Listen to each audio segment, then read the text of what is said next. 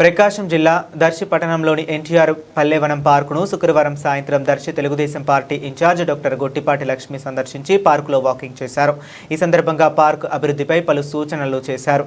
Doctor Gottipati Lakshmi మాట్లాడుతూ పల్లెవనం పార్కును మరింత అభివృద్ధి చేయడమే తన లక్ష్యమని తెలిపారు.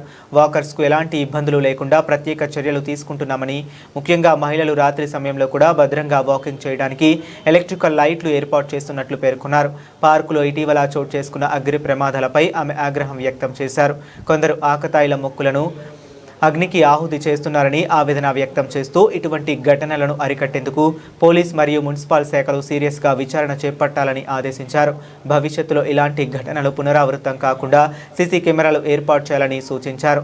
వాకర్స్కు మరింత సౌకర్యం ఉండేందుకు పార్కులో వాటర్ కూలర్లు కూడా ఏర్పాటు చేసినట్లు తెలిపారు. ప్రతి వారం తాను కూడా పార్కుకు వచ్చి వాకింగ్ చేస్తానని, ప్రజలతో కలిసి పార్క్ అభివృద్ధికి అవసరమైన అంశాలను గుర్తించి తన వంతు సహకారం అందిస్తానని చెప్పారు. అధికారులు ఎప్పటికప్పుడు పార్కు వసతుల శ్రద్ధ వహించాలని కోరారు.